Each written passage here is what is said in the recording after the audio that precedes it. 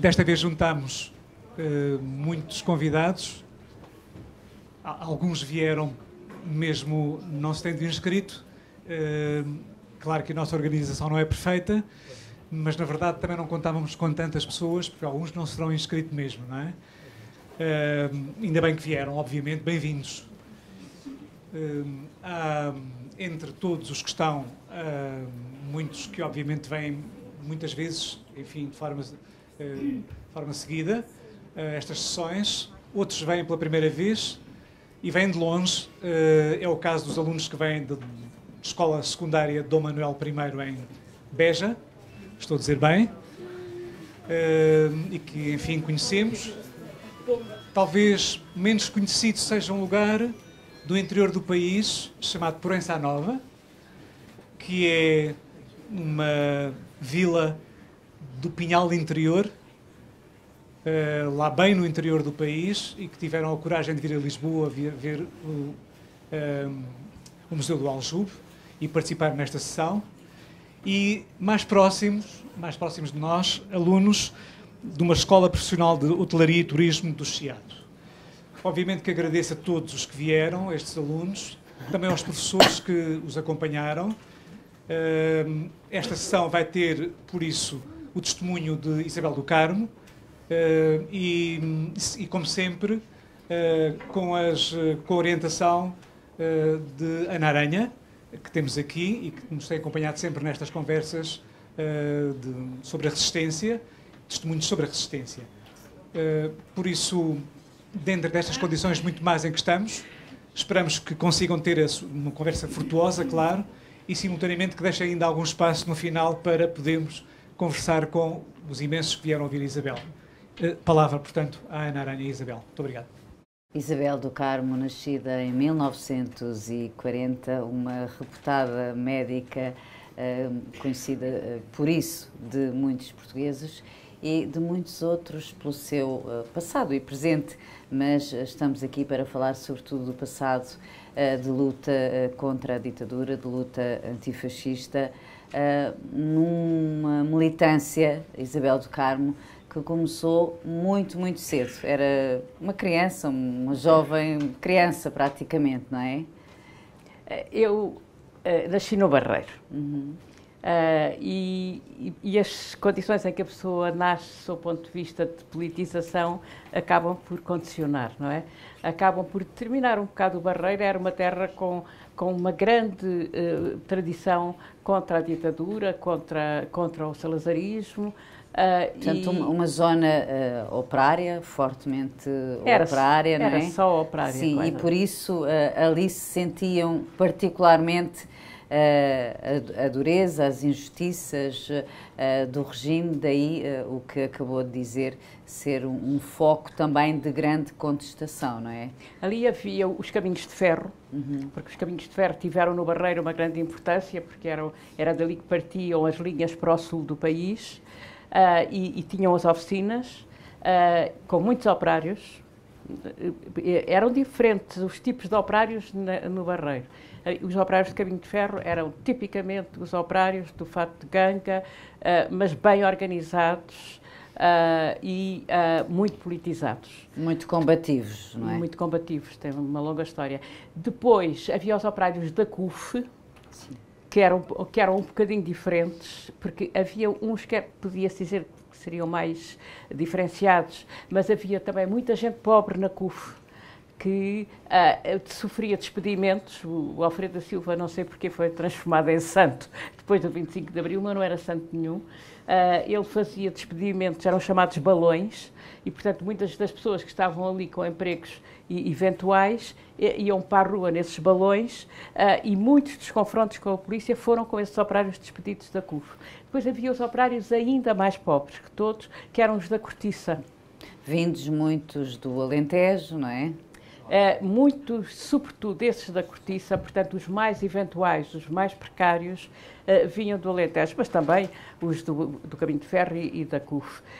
Esses da cortiça, eu lembro-me bem que eram pessoas, por um lado tinham um trabalho muito primário, muito rude, sem máquinas quase, e por outro lado eram pessoas que estavam empregadas e desempregadas, depois não havia reformas. Portanto, uma grande vulnerabilidade, Uma grande uma vulnerabilidade, extrema miséria em alguns setores, miséria, pobreza mesmo, de fome, em alguns setores, não em todos, mas em alguns, e nos outros aquela modéstia das pessoas não terem margem nenhuma para fazer E a sua despesas. família, a família da Isabel do Carmo, nesse contexto, onde se situava? A minha família situava-se no meio. A minha avó era uma família de Lisboa abastada e até bastante diferenciada. Veio para o Barreiro no barco, no vapor, em 1890 e tal, casada com o meu avô, que era chefe de oficinas, no Caminho de Ferro. Portanto, ali houve um misto de educação quando eu tomo contacto com a família, ou seja, quando eu nasço, é muito marcadamente uma família contra a ditadura. O meu pai tinha sido, desde sempre, desde os seus 20 e tal anos, uma pessoa que tinha militado contra a instauração do salazarismo, tinha pertencido a um pequeno partido, eu depois também pertencia a um pequeno partido, ele tinha pertencido a um pequeno partido que era o mais à esquerda, que era o Partido José Domingos dos Santos.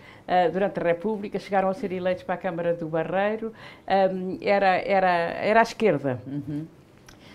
E o meu pai foi muito, além de se envolver politicamente, era muito militante das coisas culturais, do teatro, dos jornais. Portanto, fazia também a luta política pelo lado da cultura. No Barreiro era assim. Sim.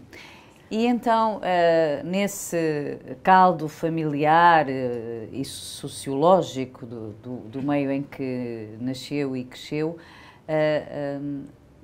há um dia em que há um ato mais simbólico de assumir posições políticas. Como eu dizia há instantes, foi muito cedo, mas eu gostava que a Isabel do Carmo, tendo em conta que não temos muito tempo, mas que deixasse aqui umas pinceladas desses momentos marcantes do início. Eu acho que para mim que foi aos 10 anos, porque fui para o Liceu de Setúbal, era um ótimo liceu. O Liceu de Setúbal não era como esses horríveis liceus, que depois tive que estar 2 anos. E no liceu eu não era batizada, portanto, na primeira aula de moral, fui sinalizada como não batizada. Eu tinha imensos colegas que eram pessoas, filhos de comunistas, já tinham estado presos, neto de um anarquista, diretor do jornal A Greve, sobrinho do homem que matou o Sidónio Pais. Gente, é um ambiente mesmo assim, ainda ainda os conheço e são ótimos, mas ou uma tia, ou uma avó, ou uma madrinha tinham-nos ido batizar. E a verdade é que eu era a única, fui exemplar único aos 10 anos. E depois e era ingênua, claro, como se é com 10 anos. O padre disse, agora comprou a Bíblia. E os meus pais foram ver se havia alguma Bíblia em casa, para não gastarem dinheiro a comprar, e a única que havia era uma Bíblia protestante do meu bisavô, que era anglicano. E eu levei a Bíblia. Portanto, instalei-me na aula, não batizada e com uma Bíblia protestante. Isto foi o fim do mundo com o padre. O padre, que tinha 10 anos, disse-me, a menina é comunista. Como é que um homem daquela idade se vira para uma criança de 10 anos e diz que a criança que é comunista? Naturalmente era. Mas era ou estava para ser. Estava para ser, com certeza. Mas esse episódio daí, ajudou um bocadinho, se calhar. A partir daí, eu tive, a minha militância foi o meu combate contra o padre. Chamava-se Padre Mário, era pró-nazi, falava contra os judeus, ainda naquela altura, estamos a falar dos anos 50, a guerra já lá ia há 5 anos, e ele tinha um discurso anti-judeu. Mataram o Cristo, são malvados, cheiram mal. Estas palavras eu lembro. Isto era num liceu. E o que é que então, fazia? A ver, era obrigatório mesmo as pessoas serem batizadas e serem católicas. Era horrível. E eu não era... eu discutia. Com o padre. Portanto, discutia muito, muito com o padre. Era ótimo porque os meus colegas adoravam ir à aula de moral, porque já sabiam que iam ter espetáculo. Portanto, era praticamente um comício que se fazia ali. Foi aí é que eu comecei. Depois vim para o liceu. Veio para Lisboa, para o Liceu Maria Amália. Não havia o antigo 6º e 7º, que corresponde ao vosso 10º e 11º. Não havia em Setúbal, vejam lá, agora vocês até têm em Bessa. Portanto, eu tive que ir para a Maria Amália. A Maria Amália para mim foi assim um inferno, foi uma coisa horrível, cheia daquelas professoras terríveis, daquela gente péssima. Eu achei-as péssima. Aí já tinha quê? Eu tinha 15 anos. 15. Não era que tinha 15. 15, sim. E aí correu-me. Testei estar ali. Mas nessa altura, uma amiga minha do Barreiro estava ligada ao MUD juvenil, e distribuía uns panfletos clandestinos, não se podia fazer papéis que não fosse de uma forma clandestina.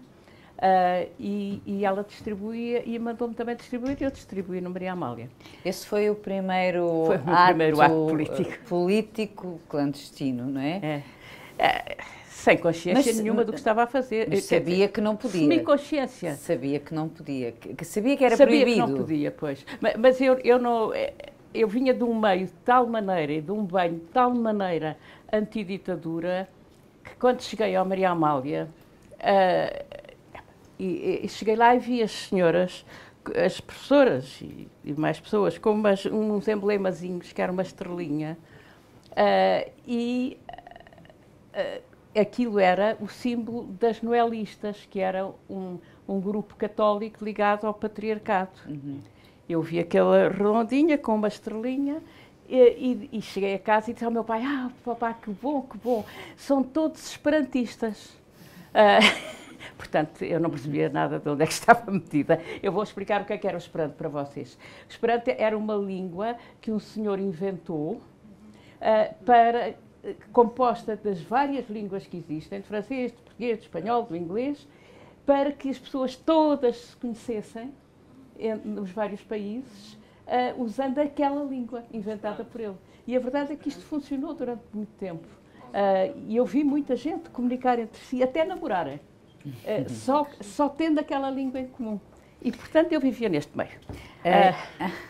Isabel do Carmo faz parte do Conselho Consultivo deste museu, do Museu do Aljube. Esteve ligada, penso que, não sei se ainda está, ao movimento importantíssimo dos últimos anos, Não Apaguem a Memória, que tem trabalhado tanto para que estejamos aqui, para que muitas coisas se tenham feito e se façam em prol da memória contra o esquecimento do que foi a ditadura portuguesa. A Isabel do Carmo esteve presa mais do que uma vez, sabe o que é, portanto, a prisão, o isolamento, não é? Em diferentes períodos de prisão. No total acumulou um ano de solitária, penso que posso dizer assim. Não tive. Não, eu depois da Contra-Revolução é que sim, nos diferentes períodos. Antes tive relativamente pouco tempo em solitária, mas estive em solitária. Essa experiência, vamos à primeira experiência da prisão, porque a determinada altura, também ainda muito jovem, Isabel do Carmo aderiu ao Partido Comunista, onde esteve muitos anos, não é? Com atividade estudantil, clandestina, porque entretanto, eu estou a acelerar um pouco, peço desculpa, mas entretanto era estudante de medicina mais tarde, não é? Lutas clandestinas, lutas académicas nos anos 60 e bem fortes que elas eram. Esteve todos esses anos no Partido Comunista, com atividade legal, semi-legal e clandestina, e a determinada altura é presa. Essa primeira prisão foi completamente inesperada para si? Não era inesperado. Eu acho que eu entrei para o Partido Comunista aos 18 anos, depois das eleições do Humberto Delgado. Sim.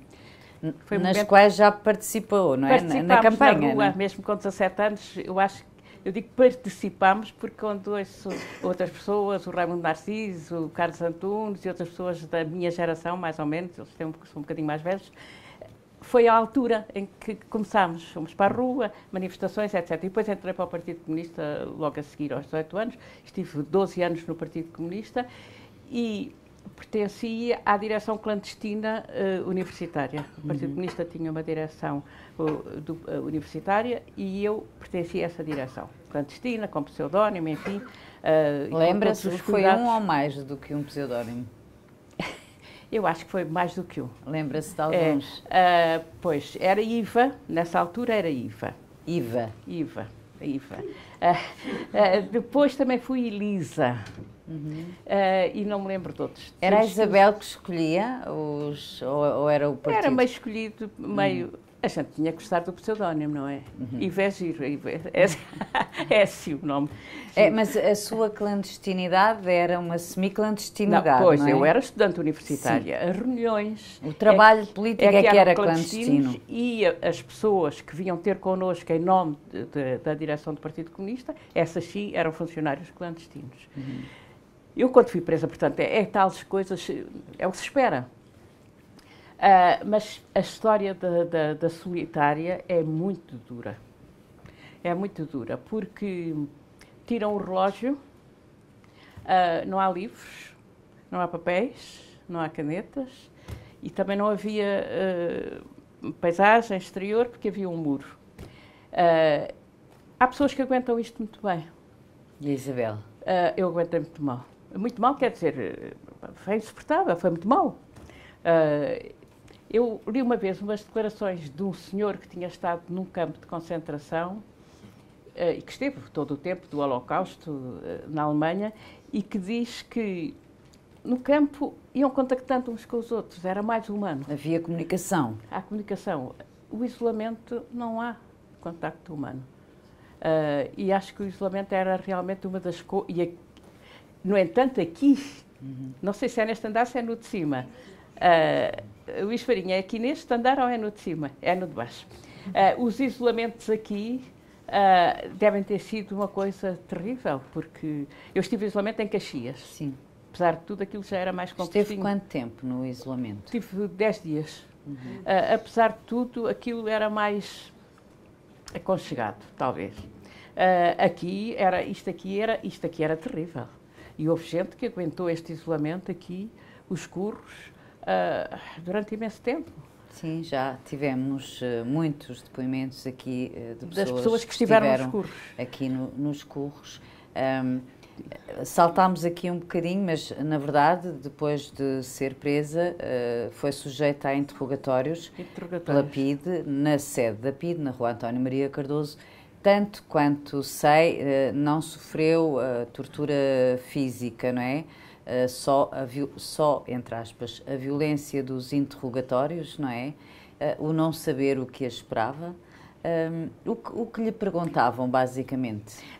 Eu, apesar de tudo, eu acho que não me bateram, não é? Nem fiz estátua, nem tortura do sono. Mas a solitária é pior que os interrogatórios. Porque os interrogatórios, nós estamos ali com o inimigo frente a frente e há um desafio. Há qualquer coisa ali desafiante. Mas esteve muito tempo sujeita a interrogatório? Muitas horas de interrogatório. Há coisas que, eventualmente, para algumas mulheres seriam humilhantes. Para mim não eram, estava completamente indiferente perante aquelas criaturas. Coisas que lhe diziam? Despir a pessoa, por exemplo. Despiram-na? Mas não fiquei nua, mas despiram-me. Aquela célebre Madalena veio de propósito despir-me. Portanto, Madalena, uma inspetora da PIDE. A Madalena era a PIDE. Tirar as cuecas a ver se eu estava menstruada. Eu digo isto, de facto, sem me incomodar, porque tinha uma tal indiferença em relação àquela gente que nada disto me humilhava. Mas percebo que para pessoas eventualmente de outra condição social isto fosse humilhante. Muito, não é? É. Depois pegaram em mim, eu vivia com o pai da minha filha, que era o Orlando Lindy Ramos, pegaram em mim, foram à sala onde estavam os agentes todos, uma sala pai deste tamanho, os agentes, não? E disseram, está aqui a amante do Lindy. Isto também era para me humilhar. Não me humilharam nada. Eu confesso que quando estava lá na solitária, pensava, olha, se agora me levassem para um interrogatóriozinho, porque,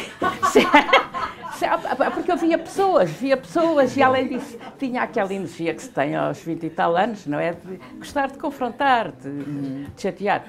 Claro que o Cardia, por exemplo, quando começou numa de confrontar e de dar mais respostas, apanhou uma tareia enormíssima, ficou sem ver, não é? Acontecia muitas vezes. Acontecia, mas também é natural que pessoas muito jovens gostem de confrontar. Não é? do confronto. É. Deixe-me ir outra vez à situação em que foi despida, porque, na verdade, eu penso que haverá até... provavelmente algumas ainda estarão entre nós, mulheres que se calhar nunca contaram, por pudor, algumas situações pelas quais passaram desse género, muito violentas do ponto de vista moral, não é? Dos princípios e dos valores das pessoas. Essa situação que aconteceu consigo foi perante outras pessoas, para além da PIDE Madalena? Estavam presentes na sala outras pessoas? Não, só estava a Madalena. Embora fosse uma porta aberta e, portanto, houvesse o risco de alguém entrar. Eu lembro o caso, que já tem sido aqui muitas vezes lembrado, mas nunca é demais, da Conceição Matos. Sim. Conceição Matos sofreu humilhações dessa ordem e outras, não é? Sim. Imagino que muitas das mulheres das trabalhadoras rurais do Alentejo que foram presas nas rebeliões que houve no Alentejo, de Beja, que muitas dessas mulheres terão sofrido humilhações que elas próprias tiveram vergonha de contar. Nós vivíamos numa sociedade em que as questões da honra das mulheres estavam muito ligadas ao corpo. Claro. Estavam e estão. Sim, mas nessa altura de forma muito mais vincada, não é? Relatar essas coisas, eu penso que estava fechado. Eu lembro-me que depois, esta história de tirarem o relógio, que foi uma coisa que realmente me afetou muito, não sabia a que horas é que estava. Eu depois cheguei à Ordem dos Médicos, fiz uma reunião ampla e disse, tiraram-me o relógio e houve um colega que disse, a colega nem conte isso, porque há aqui coisas que as pessoas nem gostavam de ouvir. Bom, mas isso já foi depois de ter saído. Nessa altura, o que é que queriam, fundamentalmente, nos interrogatórios, o que é que pretendiam que afirmasse? Eles levaram da minha casa muitos caixotes de livros, que eu nunca mais recuperei, e muitos apontamentos. E alguns dos apontamentos eram de reuniões. Portanto, literatura política e apontamentos de reuniões políticas. Em relação aos livros, perguntavam a um como é que tinha aquele livro, que eram livros proibidos, como é que tinha aquele livro. Em relação a panfletos, como é que lhe tinha vindo parar aquele panfleto. Em relação aos manuscritos, aí é que era a grande questão. Que reunião foi esta? Com quem? Quem eram as pessoas? Qual era o seu pseudónimo? Qual foi a postura da Isabel? Eu não presto declarações. Sempre? Sempre, pois. Foi presa sozinha ou na mesma altura foram presos outros companheiros? Fui só eu nessa altura. Depois eu disse não presto declarações a respeito destas perguntas políticas. A respeito de panfletos ou livros, dizia, estava lá em casa, ou deu-me um amigo. Em relação às coisas concretamente da organização política, não presto declarações. Depois... fui presa porque escrevi, quando foi morto o Ribeiro Santos na Faculdade de Economia, foi um estudante um pouco mais velho que vocês, foi morto a tiro numa reunião da Faculdade de Económicas aqui em Lisboa. Quando foi morto o Ribeiro Santos, como ele era filho de um médico, eu nessa altura já estava na Ordem dos Médicos, na direção da Ordem, e como era filho do médico, nós pensámos é uma boa forma de informarmos as pessoas através da Ordem.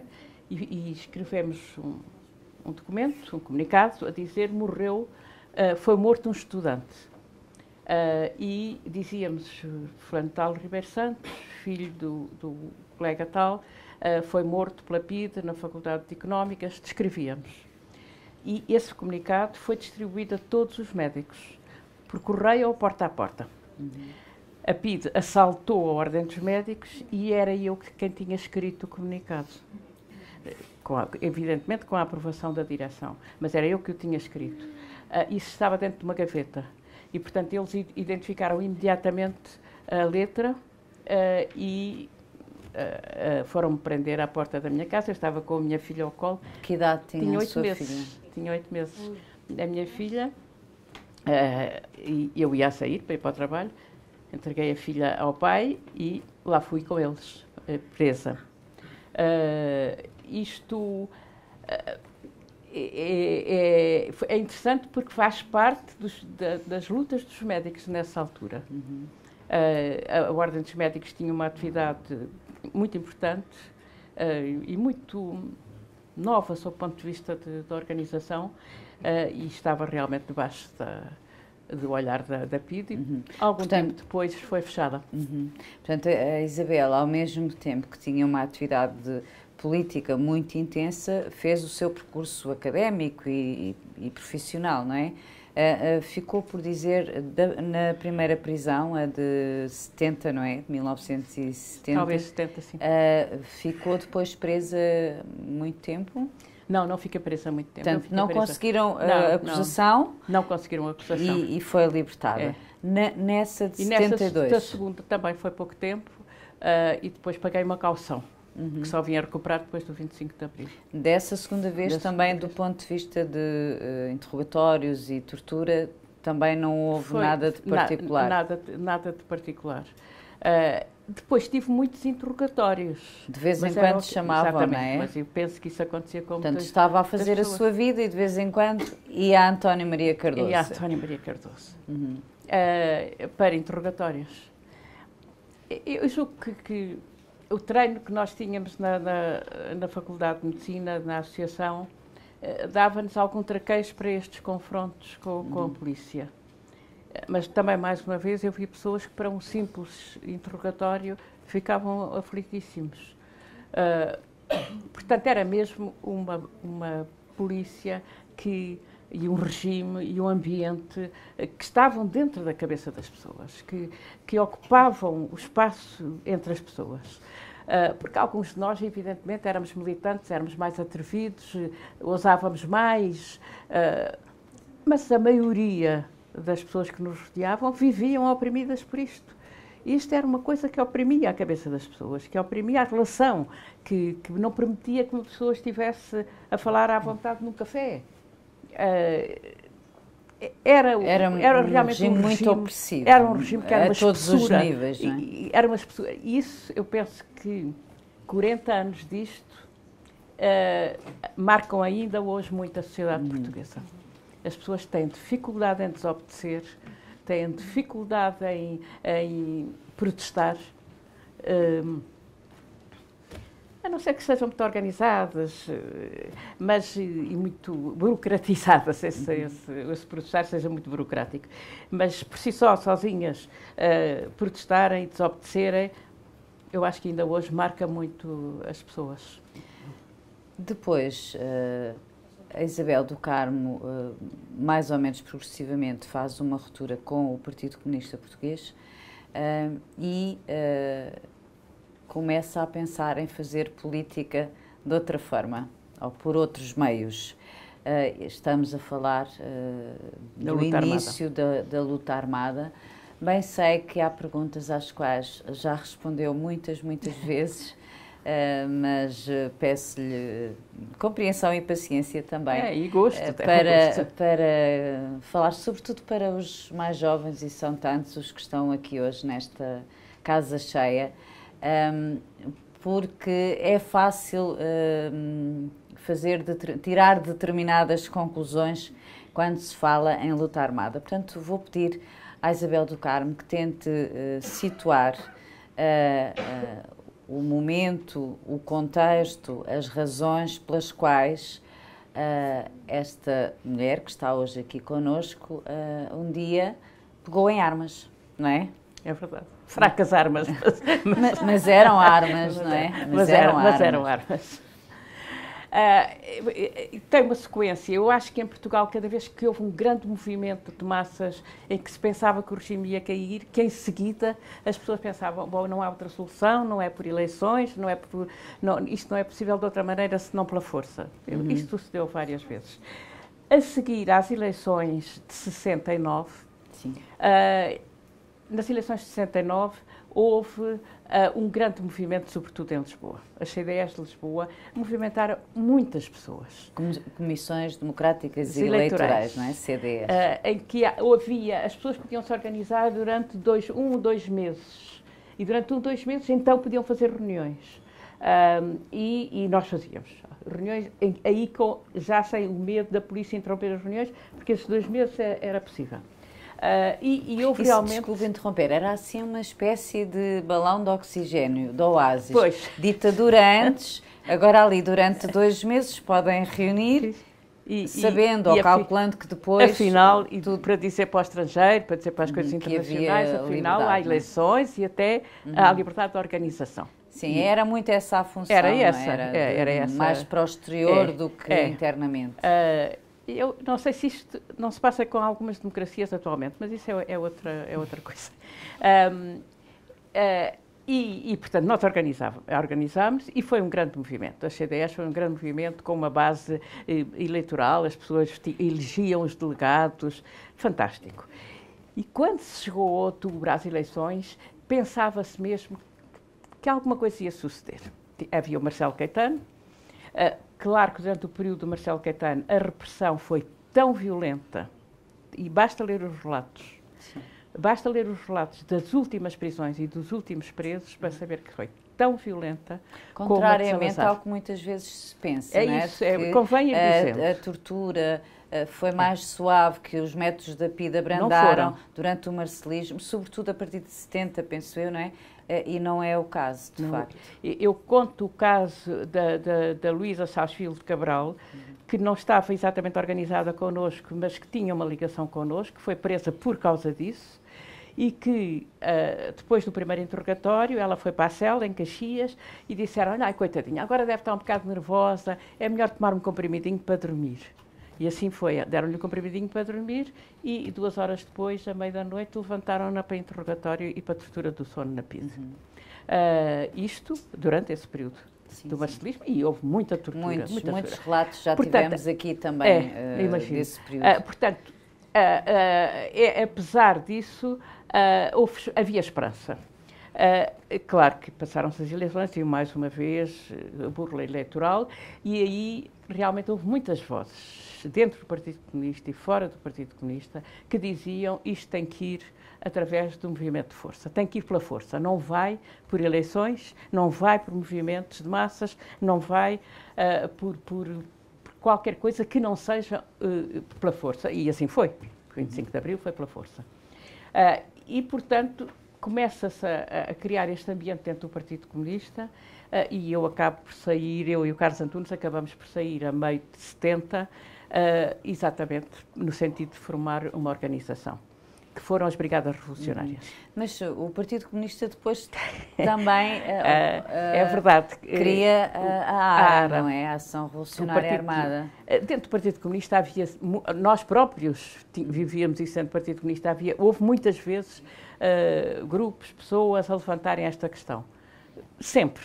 Foi uma coisa... Sim, mas aqui já não se tratava de levantar a questão. Era uma estrutura, que existia. E, portanto, a ARA fez, que tinha já alguma estrutura, alguma organização para isso, com o Raimundo Narciso,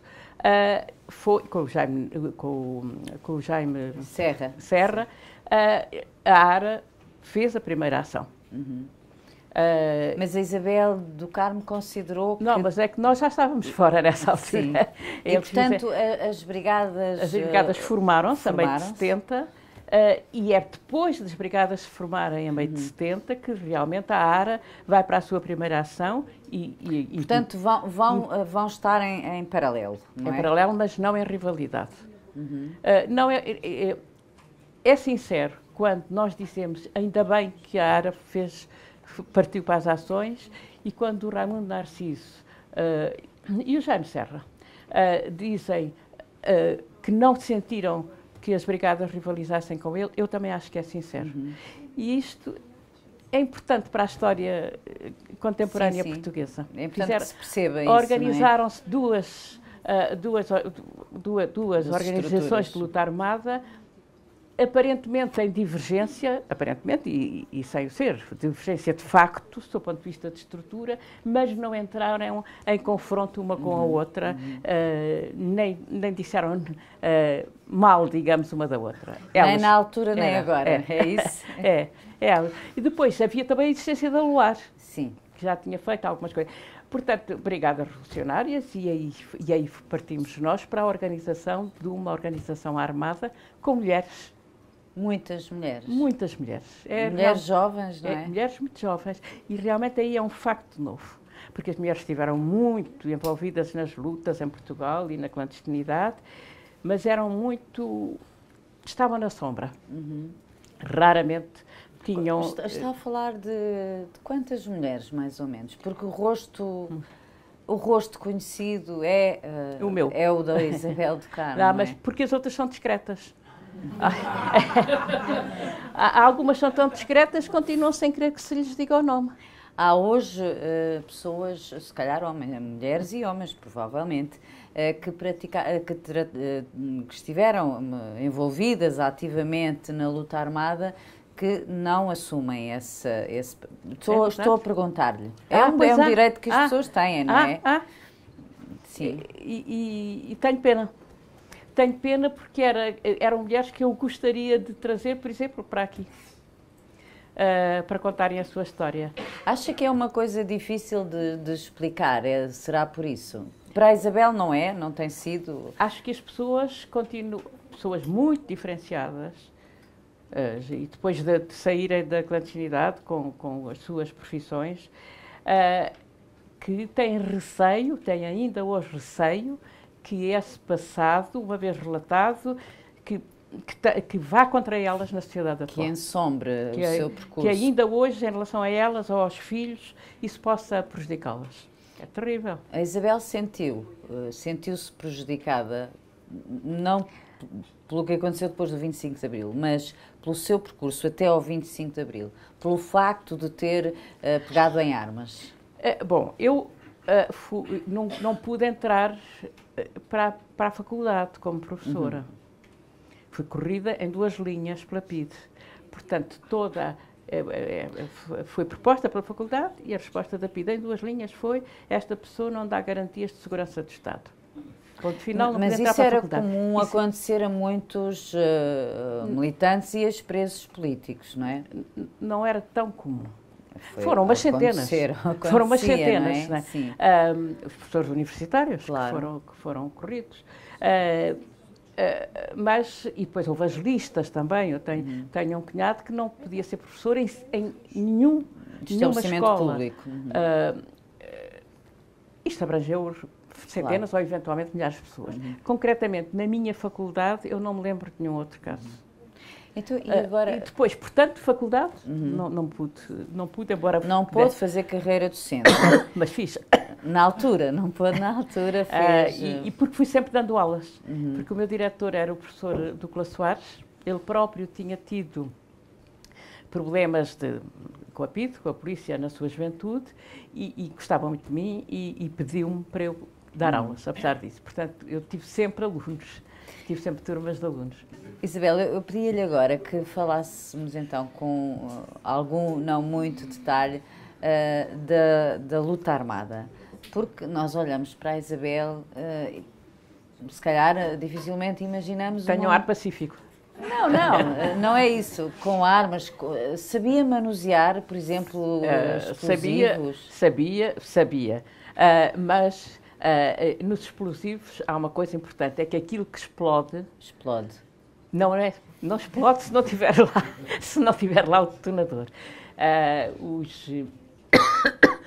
As substâncias que explodem propriamente ditas, o chamado plástico, não faz mal a ninguém. Está ali, pode-se pôr em qualquer sítio, não faz mal.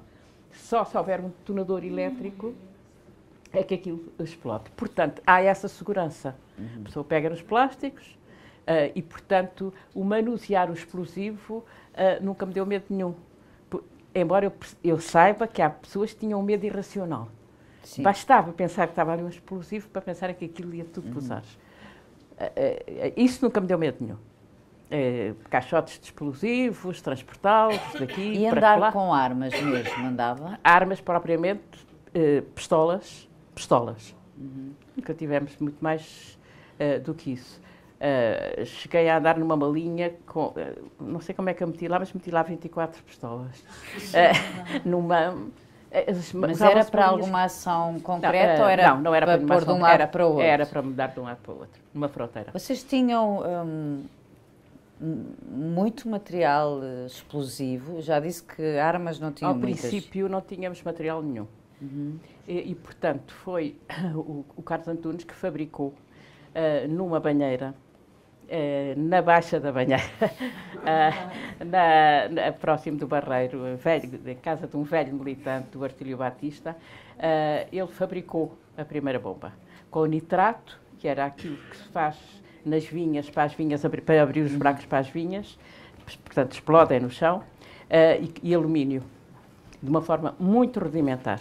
E, portanto, essa grande bomba, porque teve que ser um volume muito grande, é que foi depois transportada por ele e pelo Artílio, por filho do Artílio, para a base da Fonte da Telha, da NATO, e que explodiu dentro da base. Essa foi feita assim. Depois tivemos uma herança de plástico que tinha sido deixada aí por outra organização, e a partir daí, com o plástico, foi tudo mais fácil, porque o volume é muito mais pequeno. Tem a estatística do número de ações armadas que levaram a cabo? Não tenho, não sei o número de cor, mas posso... Sim, mais ou menos, para termos uma noção, não? Terão sido 20, não sei. Por aí? Por aí. E qual era, Isabel do Carmo, a filosofia da organização? Isso é importante. Sim.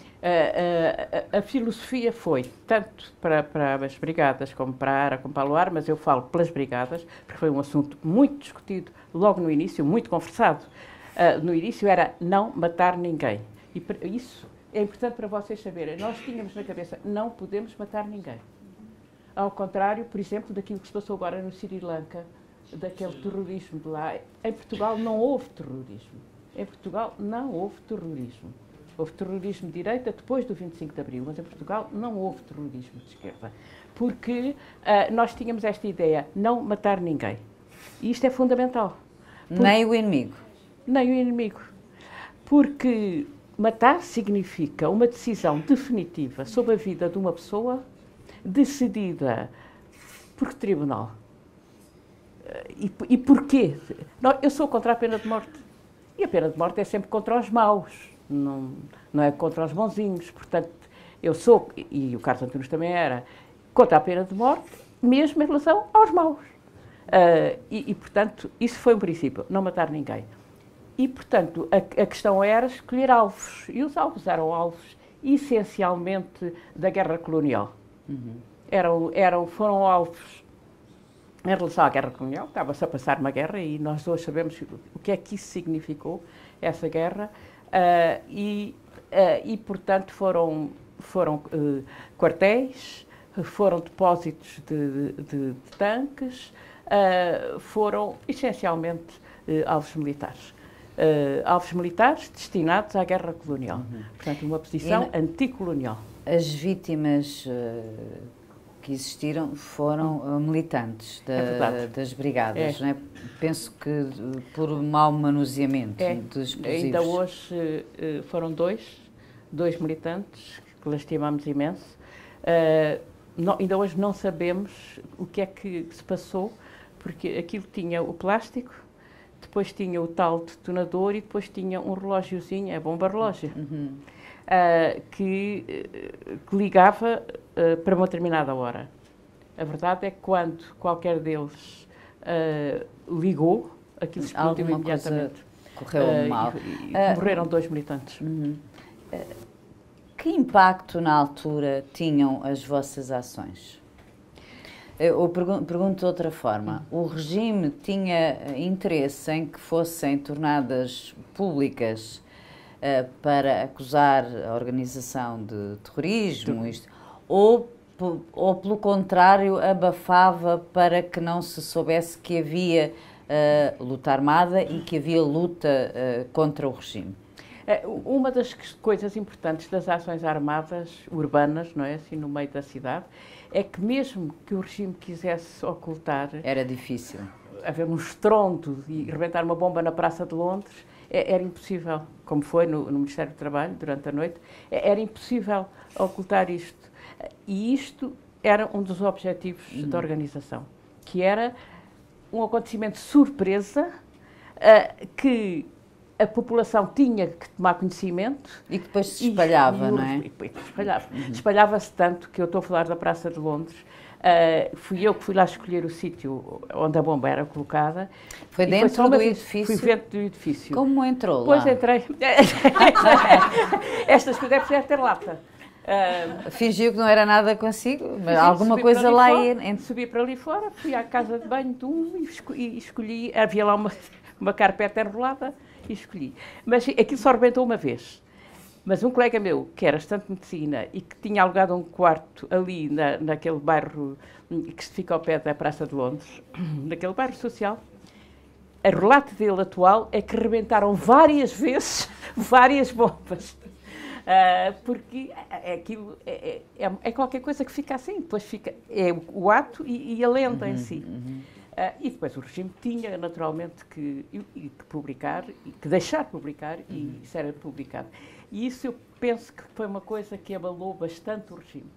Há instantes falava nas pessoas, sobretudo nas mulheres que participaram, que tiveram um papel ativo, mas que ainda hoje se escusam a revelar essa atividade política. Nós estamos a falar de uma organização de que dimensão, Isabel do Carmo? Pequena. Pequena é o quê? Pequena é... Porque, eu insisto, fala-se sempre o nome da Isabel, do Carlos Antunes, pois. Mais um ou outro, mas não se tem... Não, seria 200 pessoas. Sobretudo em Lisboa, era isso? Não. Nós tínhamos organização no Algarve e tínhamos organização no Porto. E tínhamos na fronteira também.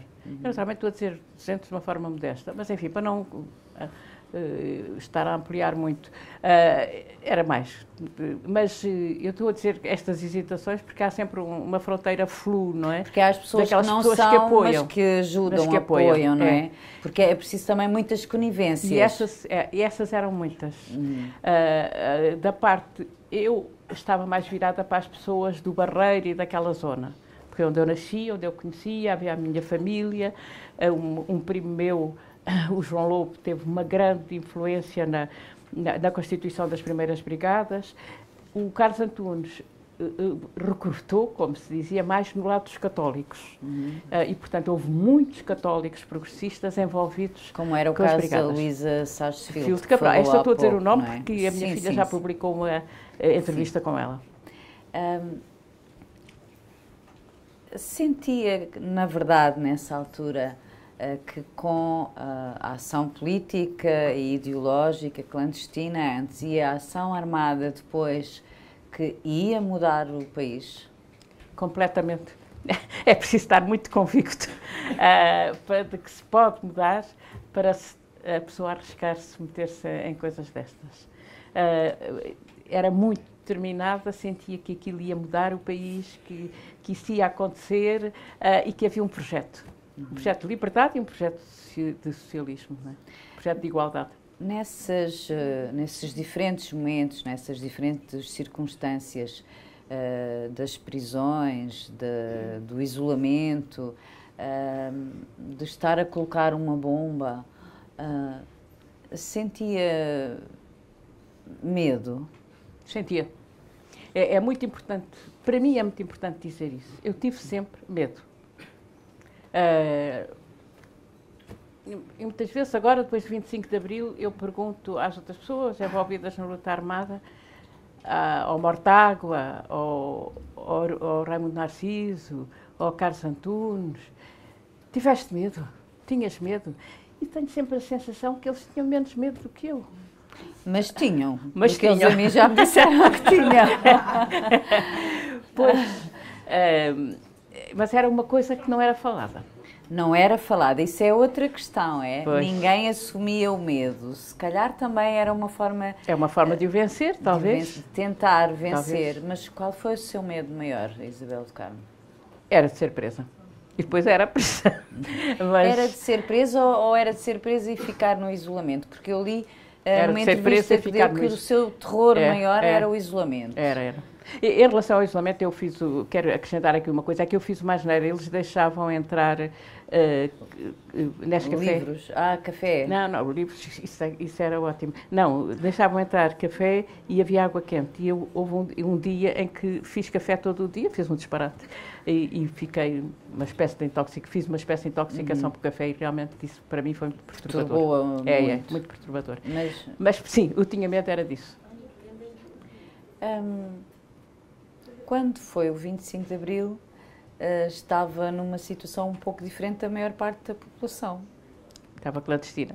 Pois, essa vida na clandestinidade também é muito complexa, muito difícil. É muito difícil. Esteve quanto tempo na clandestinidade? Eu acabei por estar só um ano. Só um ano. Pois. Portanto, mas só um ano na clandestinidade significa, como se dizia na gíria, mergulhar e praticamente deixar de existir para o mundo, não é? A clandestinidade é muito difícil. Para mim era muito difícil porque eu estava referenciada. Eu fui para a clandestinidade porque fui denunciada num interrogatório de uma pessoa na polícia e, portanto, a minha pessoa era muito procurada. Tanto mais que eu podia levar a outras pessoas, não é? Sim. Bastava perseguirem-me. Portanto, eu não podia sair normalmente à rua.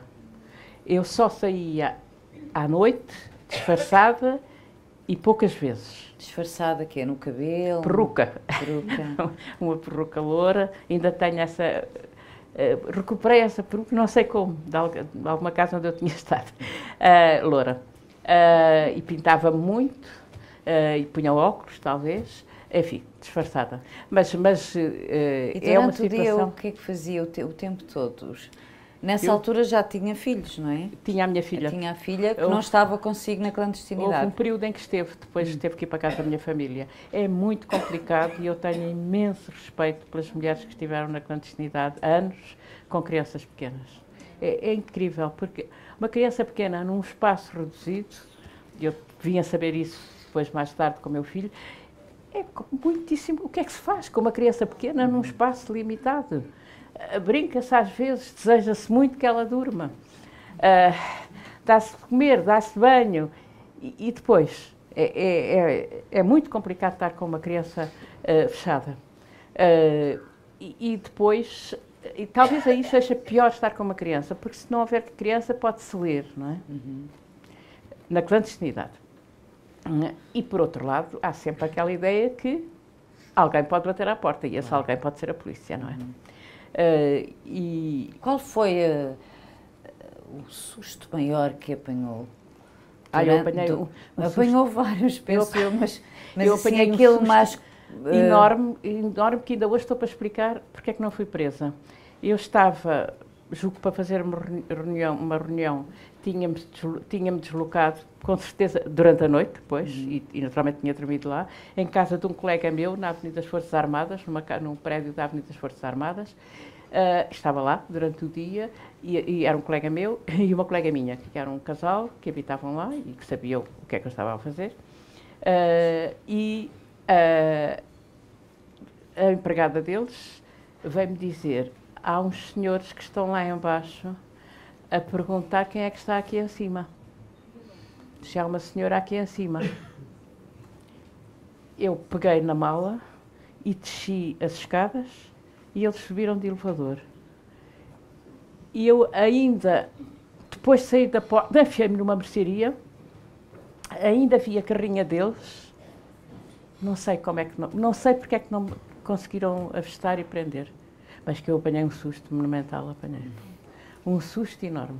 Ainda hoje, esse meu colega, posso dizê-lo, chegou depois a ser presidente do Conselho de Administração do Hospital de Santa Maria e diretor do Hospital de Santa Maria, e às vezes lembramos-nos dos dois. O que é que foi? O que é que aconteceu? Mas aí apanhei um grandíssimo susto. Isabel, temos que ir avançando. Acabou de dizer há instantes que no 25 de Abril estava na clandestinidade e, portanto, em relação a si, sabemos onde é que estava no 25 de Abril, não é? Vamos acelerar um pouquinho, porque depois, como já deixou aqui referido uma outra vez, anos mais tarde, em regime democrático, a Isabel voltou a ser presa. Muito tempo. Muito tempo. 4 anos. 4 anos presa. Não foi condenada nunca, pois não? Não, nunca fui condenada. Mas teve 4 anos presa. E então eu gostava que, em traços muito gerais, porque é um processo muito complexo, que explicasse aos presentes, sobretudo aos que não viveram esses tempos, porque é que uma antifascista é presa e cumpre 4 anos de prisão, depois foi em 78, não foi? Foi de 78 a 82. Depois, portanto, 4 anos 4 depois anos de do prisão. 25 de Abril. Sim, 4 anos depois do 25 de Abril. De facto, eu e os outros das Brigadas Revolucionárias e do Partido Revolucionário do Proletariado, do PRP, vivemos muito intensamente o ano e meio do processo revolucionário. Muito intensamente, mas nunca fizemos nenhuma ação armada durante esse período. Isto é para que fique esclarecido, Portanto, porque muitas vezes até 76, é isso? Nós, a partir do 25 de Abril, viemos para a rua, manifestações, tudo o que pudemos fazer em termos de organização, de base. Mas etc. não lutar armado. Abandonámos completamente a luta armada. Até quando, Isabel? Até ao 25 de novembro. Portanto, no 25 de novembro... No 25 de novembro, em novembro, consideramos, e continuo a dizer, isso é toda uma outra história, que estava em marcha um golpe de direita contra-revolucionário, e em novembro as pessoas que tinham sido das Brigadas Revolucionárias passaram à clandestinidade. Em novembro de 75. Em novembro de 75. Passaram as pessoas e passaram as armas, que entretanto existiam. Muitas? Muitas. Aí é que eram os tais milhares. Milhares de... Porque tinha havido desfiles de armas dos quartéis. Durante o processo revolucionário. Como eu disse, nós não fizemos nenhuma ação, nem estávamos para aí virados. Mas o que então, estávamos se não... Desculpe interromper. Se não estavam sequer a pensar nisso, mas em paralelo estavam a criar não vou dizer um arsenal, mas acabou de dizer que eram milhares, portanto não estavam a pensar nisso, mas estavam a guardar armas, a retirar armas dos quartéis e a guardar, com algum objetivo.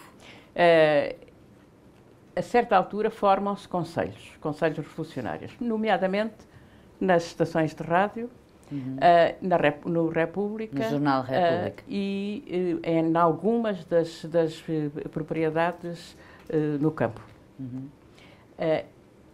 A ideia que havia à medida que as coisas iam evoluindo, sobretudo a partir do verão de 75, é que poderia haver, e houve, não tão violento como poderia ser, um golpe de direita e uma mudança política no país. A partir daí, põe-se o problema da possibilidade de resistir a isso. E, de facto, esses conselhos, nas rádios, no República, nos campos, passaram a ter armas consigo. Armas e munições. Isso, aliás, é visto num filme do Kramer que foi público. Sim. E, portanto, as tais armas que tinham sido desviadas dos quartéis, e penso que não éramos só nós que as desviávamos. Isso quer dizer o quê, Isabel? Houve mais organizações a desviar armas, não fomos só nós. Essas armas foram distribuídas, de facto. Foram distribuídas por todo o país Não conheço nenhum ato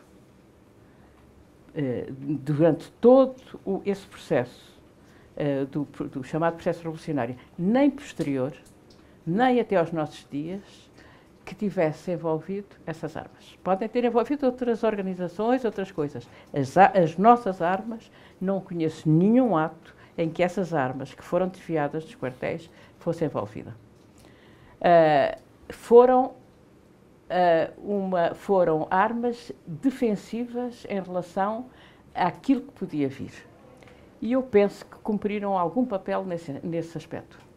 Porque quando, a partir de agosto de 75, se começa a desenrolar aquilo que era visível como uma organização de militares e de civis, e as suas ligações às redes de extrema-direita, que foram depois documentadas, quando isso começa a desenrolar-se, talvez tenha sido importante que as pessoas que lideraram aquilo que eu estou a designar como contra-revolução no 25 de novembro soubessem que havia grupos armados, com armas e com munições. Do seu ponto de vista, terão tido um efeito dissuasor também, do seu ponto de vista, não é?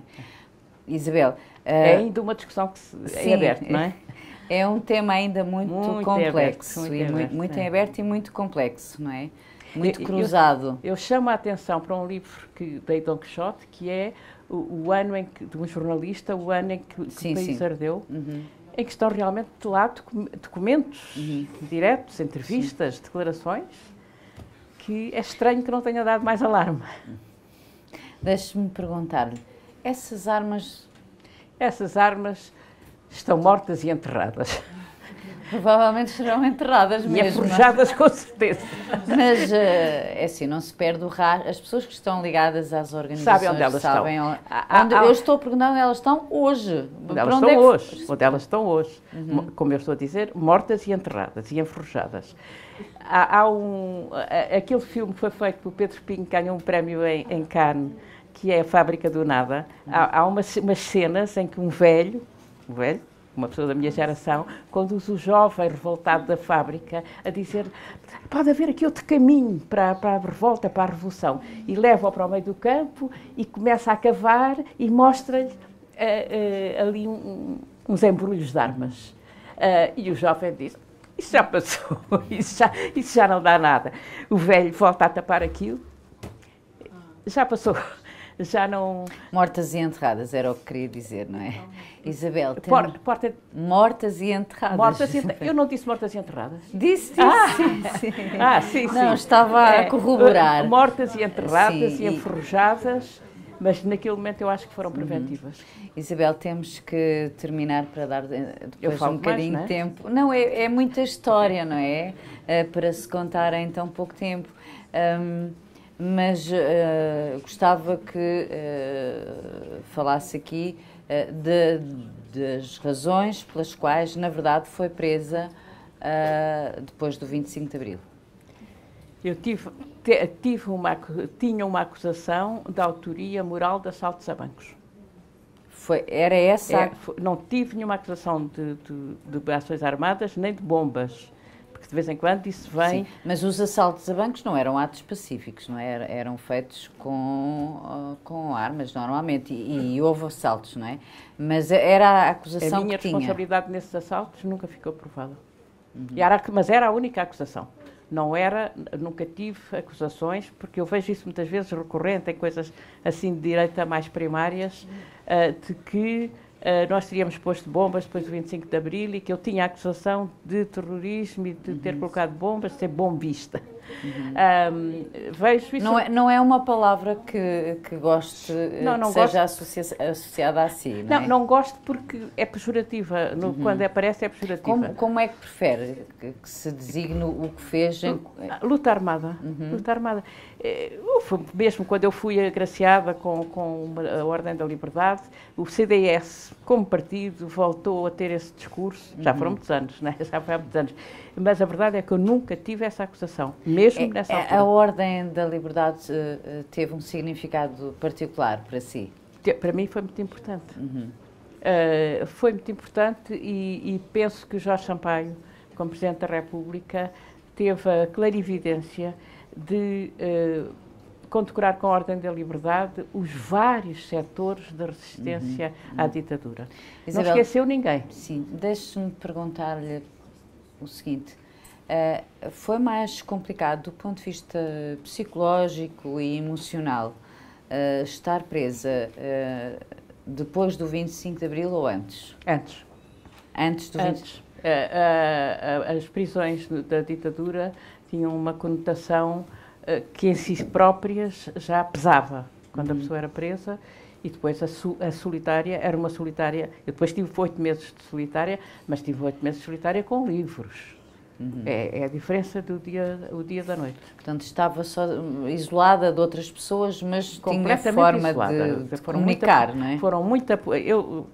nesse período, realmente, eu fui alvo de variadíssimas coisas, muito más, mas... não vou aqui descrever, mas... Mas em que sentido, desculpe? Houve uma altura em que eu estive nas Mónicas, isolada também, e o diretor-geral das prisões era um senhor realmente que eu considero que era perturbado da cabeça, o Dr. Castelo Branco. Eu fiz um protesto por estar isolada, porque era uma presa preventiva, isolada, não podia estar, era ilegal. Ele chamou-me e eu disse, olha, se o senhor pensa que me vence, está muito enganado, porque eu resisto. E o senhor não me vai vencer. Se quiser, feche-me todo o dia, porque ele dava-me um quarto de hora por dia, no pátio. Ele me dava de retirar as presas todas, e eu ia para o pátio, um quarto de hora. E eu disse, olha, se quiser, pode-me fechar 24 sobre 24, mas eu resisto. E ele disse, olha que a alma humana é muito fraca, olha que... não diga isso, a alma humana é muito... E depois fechou-me mesmo 24 horas sobre 24. Isto é mesmo uma criatura que não é boa da cabeça. Portanto, eu desafiei-o, ele fez. 24 horas sobre 24. E outras coisas que nesse período foram más. A certa altura eu pensei que tinha mesmo havido um golpe de direita em Portugal, um voto de extrema-direita. Numa entrevista que concedeu em tempos, disse que houve alturas em que achou que podia ou que iria enlouquecer. Isso foi antes do 25 de Abril. Sim, antes do 25 de Abril. E depois saí da prisão, fui ao professor Barahona, que era meu professor de psiquiatria, e disse-lhe ao professor Barahona, deu-me isto assim, o senhor acha que eu vou ficar louca? Porque eu tive medo de ter aqui qualquer coisa escondida. Ter ficado afetada. Ou de ser uma pessoa qualquer daquelas que vão... E ele disse, não, a Isabel não vai enlouquecer, de certeza. Não é o género de pessoa que vai enlouquecer. Mas se puder evitar ser presa... A Isabel esteve presa várias vezes, não sei se estou a cometer um erro, mas nunca foi condenada. Nunca fui condenada. Portanto, nem antes, nem depois do 25 de Abril. Nunca fui condenada. No total tem quantos anos de prisão? Tem quatro anos, mais alguns tempos antes do 25 de Abril, mas nenhuma condenação. Nenhuma condenação. Fui sempre absolvida. Isabel do Carmo, muito obrigada. Vamos agora dar aqui... Ana. Eu sei que fica muito por dizer, haverá coisas difíceis ou menos fáceis de perceber, porque, sobretudo depois do 25 de Abril, a história ainda é muito complexa, mas damos então agora lugar e espaço a algumas perguntas. Boa tarde. Eu queria, aqui só umas coisinhas que se der para explicar. A primeira prisão eu não percebi, mas ainda estavas no PCP, não é? Era. E os papéis que me apanharam eram do PCP e das reuniões do PCP. Ok, pois, eu há bocado não percebi isso. E depois queria perceber duas coisas. Primeiro, de onde é que vieram essas primeiras armas? Foi através da fronteira ou como é que... Não devia ser fácil, não é? Se já papéis era o que era. E depois queria perceber também, quando estavas na clandestinidade, se era sempre de casa de amiga em casa de amigo, e, aproveitando o tema da clandestinidade, como é que soubeste realmente o momento do 25 de Abril e quando é que tiveste a certeza que não era, como tanta gente teve medo, de ser para o outro lado, não é? Obrigada. As armas, as nossas primeiras armas, vieram quase todas do estrangeiro. Eu própria passei na fronteira lá em cima, em Trás-os-Montes, ao pé de Montalegre, armas para dentro, lixeiras, pistolas. E também fiz uma fronteira da Bélgica para a França com armas numa mala. E depois havia uma ou outra também desviada dos quartéis, mas não tínhamos muitas, eram poucas. Na clandestinidade, tínhamos as duas modalidades. É sempre melhor casas que sejam legais, pessoas têm o seu trabalho normal e está ali aquela pessoa que se diz é primo, é vizinho, é amigo. É sempre melhor essa modalidade. E, portanto, tive em muitas casas assim, estava numa assim no dia 25 de Abril. Mas também tínhamos casas alugadas clandestinamente. Tínhamos casas clandestinas. No 25 de Abril eu estava no Porto, numa casa dessas, de pessoas amigas, de apoios militantes. E há um camarada meu que chega acho que chegou ou telefonou-me e disse, nós tínhamos uma tipografia ao pé do Porto, na Maia, uma tipografia clandestina. E ele disse, está cheio de tropa à volta naquela zona. Naturalmente descobriram a nossa tipografia. E depois começámos a ouvir o rádio e começámos a ver o que é que tinha acontecido. E foi uma enorme alegria. Eu depois fui à tipografia para fazer o primeiro comunicado com uma camarada minha que continua a ser das tais, continua clandestina, muito valente, muito valente. E fizemos o primeiro comunicado nessa tipografia. Saiu logo nesse dia ou 26? Logo no próprio dia, a dizer vamos para a democracia, vamos para a liberdade, acabaram-se as ações armadas. Coisa que alguns militantes não queriam, mas isso percebe-se. Mais alguma pergunta, por favor? Queria que fizesse o favor de falar, se assim eu entender, sobre as suas greves de fome. Eu fiz uma greve de 30, a maior que fiz foi de 30 dias. Foi uma greve muito, muito grave e podia ter morrido. Francamente, podia ter morrido. Eu estive... o objetivo, éramos 29 presos e fizemos 30 dias. O objetivo dos 29 foi que fosse publicada a lei da amnistia. O que nós considerávamos, e portanto isso é a grande discussão que se pode fazer a respeito daqueles anos, era que as coisas que se tinham passado pós 25 de novembro eram ainda na sequência dos acontecimentos do processo revolucionário e que, portanto, teria que haver uma lei de amnistia. Portanto, a greve era para ser publicada. A lei de amnistia existiu, foi publicada, mas só foi aplicada aos militares. Mas até ser publicada, eu fiz os 30 dias. Muitos de nós tivemos realmente em franco risco de morrer. Porque tínhamos as análises que eu tive e tinha o azar de perceber o que é que lá estava, eram análises que podem dar uma morte por falta de alimentos e custa um bocado, não é? Agora, as pessoas fazem greve da fome, estão com aquela guita toda da luta e da sua razão. Depois a lei da amnistia acabou por ser aplicada a alguns dos presos, um tempo depois por um juiz fantástico, o Santos Carvalho. Mais alguma pergunta? Perguntas?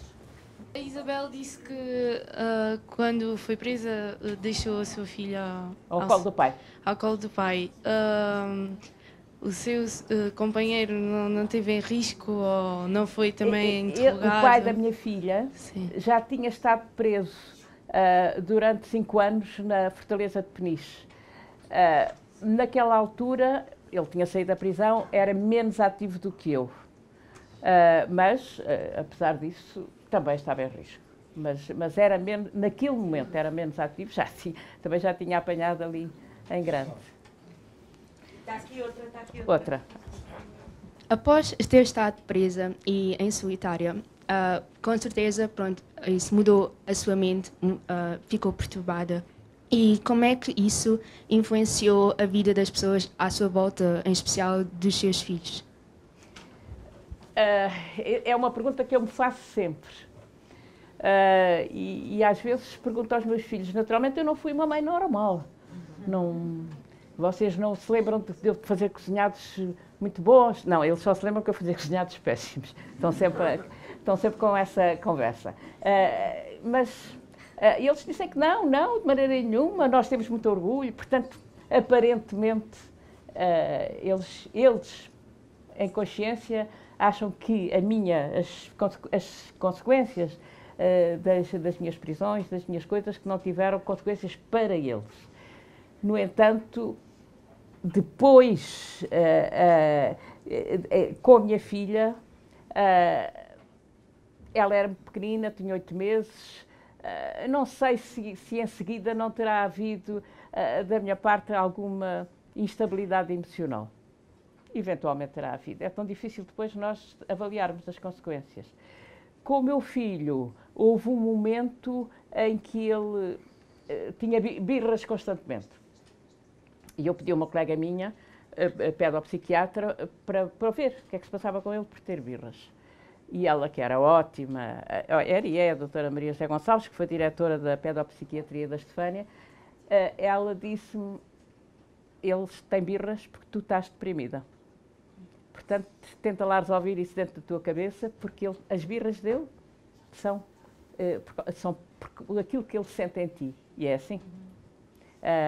E isso é importante. Há uma coisa que eu tinha lido em relação às crianças e aos pais que são objeto de repressão, dos psicanalistas da América Latina, que se têm dedicado muito a estas questões. E há uma coisa que eu li que foi muito importante para mim. Eles diziam, é muito importante que as crianças não sintam que os seus pais, a sua mãe, o seu pai, estão a ser humilhados. Que estão a ser humilhados e que estão a submetidos. Portanto, isso toca-me muito, porque eu fiz sempre o possível em relação à minha filha e em relação ao meu filho, dar a ideia que eu estou por cima, eu é que mando, eu não me deixo oprimir. E a minha filha ainda hoje me fala nisso, que era muito pequenina e que eu dizia isso. Nós não temos medo da polícia. Qual polícia? Nós não temos medo de polícia nenhuma. E eu transmito isso porque é importante. Boa tarde. Olá. A minha dúvida era, pelo que percebi enquanto nesta entrevista, é que esteve a praticar atividades clandestinas desde os 18 anos. E já sofreu, digamos, que as consequências das atividades quando foi presa.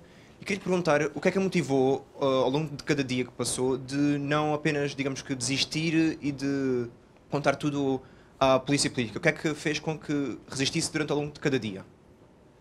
Essa pergunta é importante. Eu penso que quando nós nos metemos numa luta assim, a certa altura também está implicada a nossa dignidade. O parar é desistir. E somos nós próprios, nós que ficamos mal connosco próprios. Por outro lado, pelo contrário, ceder à polícia é uma coisa que vai marcar a nossa vida, que é contra nós próprios. Penso que a questão da dignidade é muito importante nisto tudo. Houve pessoas que sofreram brutalidades na polícia e que a certa altura cederam. Não estou a falar delas, foi horrível o que sofreram e cederam quando já não sabiam onde é que estavam. E depois continuaram a sua vida de luta. Não estou a falar dessas. Mas uma pessoa que está na sua própria consciência, tomar uma decisão de desistir, acho que é ela própria, é uma questão com ela. É quase uma questão egoísta. Não posso abdicar da minha dignidade. Mas, Isabel, tenho que continuar. Estava disposta a ir até onde? Isso significava que, por princípios, por ideais, estava disposta a morrer? Não há outra forma. Eu penso que quem se mete nestas coisas ou está disposto a morrer ou então é melhor não se meter. Porque, é o que eu digo, porque a certa altura a pessoa, perante si própria, não pode parar. É um caminho sem regresso. Mesmo que saiba que o fim do caminho pode ser mau. Eu penso que isso é uma questão importante para a resistência. É não parar. Boa tarde. Doutora Isabel, sente falta de um apoio mais de mulheres também a fazer os seus testemunhos e também a ajudá-la um pouco a descrever como era a situação pronto, na altura anterior ao 25 de Abril? Eu julgo que já houve muitas mulheres que vieram aqui e que foram grandes resistentes contra a ditadura. Nomeadamente assisti aqui à sessão das enfermeiras que resistiram contra a ditadura pela simples razão que não podiam casar e foram presas por causa disso. Portanto, há muitas mulheres que deram testemunhos e julgo que deram testemunhos aqui, não é, Ana? Tenho pena que na minha organização, nas brigadas, algumas mulheres não deem testemunho. Penso, por exemplo, nós éramos para pôr uma bomba no dia 1 de maio de 1974, que já não foi necessária, no Ministério do Interior. E o plano era uma camarada minha ir, como se fosse grávida, com o explosivo à volta da barriga, para depois o meter pelo cano da casa de banho abaixo. Essa minha camarada, incógnita, como grávida, subiu lá acima, tirou o explosivo que ia em molhinhos dali, tentou meter na sanita, não conseguiu, voltou a pôr o explosivo na barriga, a tapar-se com a roupa, desceu, foi-se embora e tudo isto, ela fez este percurso todo com uma grande coragem, não é? Com uma enorme coragem dupla, porque explosivo é explosivo. Nunca e ela levava também os detonadores. Nunca se sentiu uma mulher sozinha? E relógio. Nunca se sentiu sozinha? Por outro lado, podia ser descoberta a meio. Esta minha camarada e amiga não quer dar o nome em público. Portanto, nunca se sentiu sozinha nesta luta? Ela foi sozinha. Não, digo como mulher e com os seus posso dizer, camaradas. Nunca se sentiu uma mulher sozinha no meio do Não, nunca me senti isolada. Nunca me senti isolada. Isso é importante. Acho que é importante também. É verdade que nunca me senti isolada. Eu compreendo bem essa primeira parte, até ao 25 de Abril. Creio que nos cruzamos por ali nas alturas daquelas reuniões semi-clandestinas que havia, salvo erro, ali ao pé do Campo Grande, numa daquelas avenidas, já não sei muito bem, porque a minha memória realmente é muito má. Portanto, esse percurso eu entendo e portanto, aliás, como a prisão e tudo aquilo que falou. Agora, a minha questão foi em relação à atividade pós-25 de Abril. E o que eu queria perguntar era se, nessa segunda prisão, se não se sentiu, de certa forma, injustiçada. Eu julgo que a casa onde nos cruzamos foi em casa do Galvão Teles, que era por cima da do Mário Soares, ao pé do Campo Grande, que se faziam umas reuniões assim, dessas semi-clandestinas. Depois do 25 de Abril, bom, aquilo que foi o meu projeto, e de uma larga mancha ideológica, era que se caminhasse da democracia, da liberdade, para algo mais, do ponto de vista de estrutura da sociedade. Algo mais em termos de igualdade social. Não foi assim. Portanto, aquilo que eu fiz durante aquele ano e meio também não foi estar quieta, não é? Desinquietei tanto quanto pude. Tomaram-se os conselhos, houve as tais distribuição de armas, mas mesmo antes disso, fiz reuniões por todo o país, não estive quieta. Era um personagem inquietante. Portanto, aquilo que eu senti quando fui presa é que era um bocadinho em consequência disso. Aquilo que eu senti que foi mau, e que ainda hoje aqui acabei de dizer, é o regime prisional em que eu estive. Tive um regime prisional, exceto a questão dos livros, que era ótimo, ter livros, que era ótima. O regime prisional que eu tive foi um regime muito mau. Depois com alguns meses bons, mas muito mau. Agora, em relação ao apoio, houve um movimento de apoio pela nossa libertação que teve importância. Teve importância.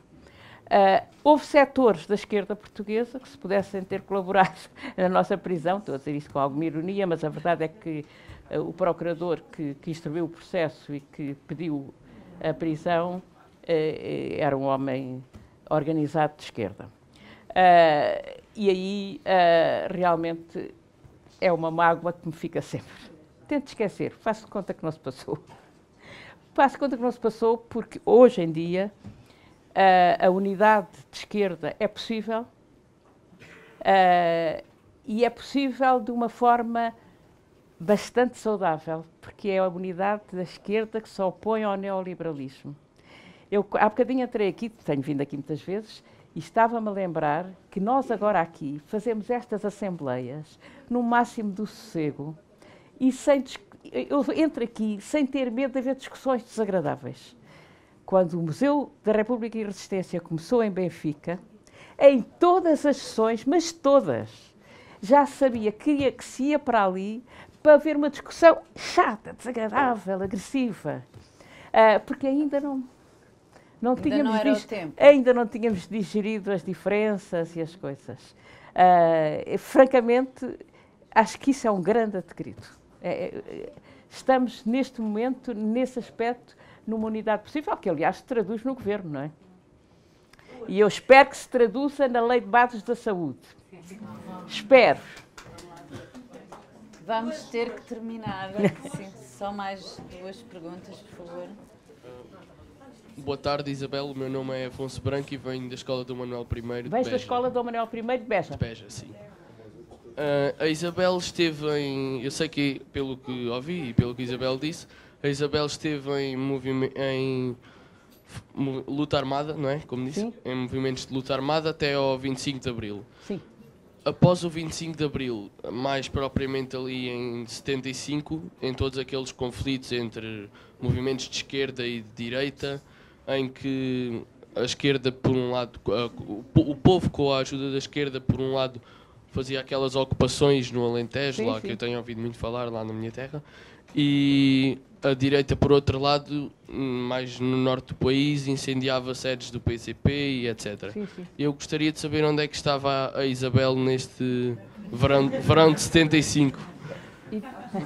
A Isabel não... perguntar onde é que estavas tu no verão de 75. Eu estava do lado das ocupações. Não, mas onde estava a Isabel no país?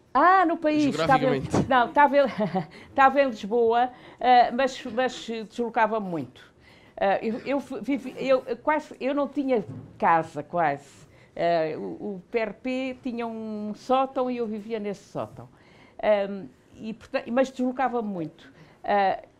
Fui a Beja, evidentemente, e depois já depois do 25 de novembro, fui a Viana do Castelo, fui fazer uma sessão, fui meter-me na boca do lobo. Fui perseguida depois da sessão, aí corri mesmo risco até ao Porto, porque aí a direita estava realmente a tirar as unhas de fora. No outro dia em Beja, eu nunca tinha visto aquilo, mas gostei imenso de ver e emocionou-me. Ao pé do castelo, aquele memorial que está lá, que fala que nós tivemos um sonho de ter terras e dos trabalhadores estarem nas suas terras. E, de facto, naquela altura havia esse sonho. O sonho das coisas serem coletivas e de haver igualdade. Mas o melhor é não perdermos o sonho. Olá, Isabel, sou a Diana Andrinha. Eu só te queria fazer uma pergunta. Quando há bocado falaste do que tinhas protestado pela tua situação como presa preventiva, porque estava a ser ilegal a tua situação de presa preventiva, eu pergunto-te o que é que tu sentes hoje com o que se passa nas esquadras portuguesas e com o que se passa nas prisões preventivas e nas prisões portuguesas. Estamos em democracia com um governo de esquerda, como é que tu te sentes perante toda essa situação? Acho que eu já depois deste período fui uma vez ver um doente à penitenciária e aquilo... eu que tinha estado 4 anos dentro da prisão, achei que aquilo era um inferno. Era o inferno em vivo que as pessoas passam ali. E que, portanto, o respeito pelas pessoas, pelos cidadãos, não é cumprido dentro das prisões. Não é cumprido dentro das prisões. considera-se que aquelas pessoas que estão condenadas ou que são preventivas, portanto, são suspeitas, mas podem vir a não ser condenadas, que estão fora dos direitos humanos. E isto está muito dentro da cabeça das pessoas. E nas esquadras, nós sabemos o que se passou em relação, por exemplo, à Cova da Moura. Vocês sabem que a Cova da Moura... Vocês são da Cova da Moura? São os três da Cova da Moura? Mas isto aqui não é muito popular, mas vou dizer uma coisa que não é nada intelectual. Eu gosto imenso daquela telenovela que se passa na Cova da Moura. E essa telenovela diz para milhões de pessoas imensas coisas. Primeiro, que as pessoas da Cova da Moura são porreiras, são civilizadas, são cultas, que entre si têm um modo de viver ótimo. Depois, denuncia os polícias que vão à Cova da Moura bater nas pessoas e que as levam para as esquadras. Denunciou. E depois que esses próprios polícias estão feitos com a candonga e que há uma maneira de viver ali dentro do bairro que é vossa e que é boa e que vocês têm que defender. Ainda bem que se falou na Cova, ainda bem que a Diana falou nas quadras, ainda bem que vocês falam na Cova da Moura. Parabéns por vocês serem da Cova da Moura. A Diana Andringa, que de resto esteve presa em simultâneo com a Isabel do Carmo, não foi?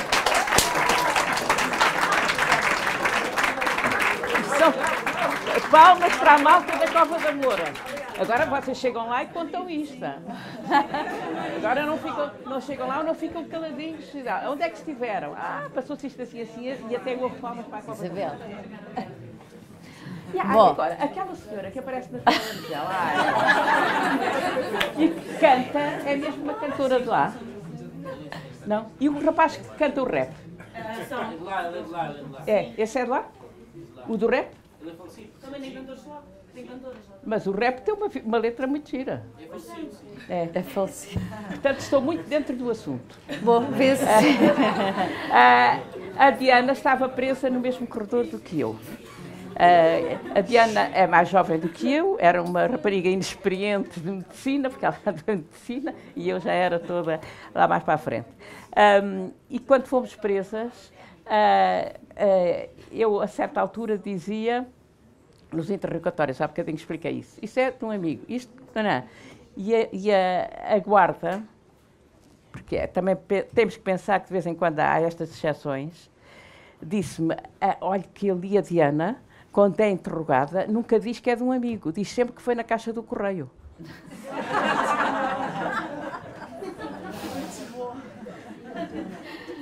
Bom, e assim terminamos. Muito obrigada, Isabel do Carmo. Foi um gosto tê-la aqui.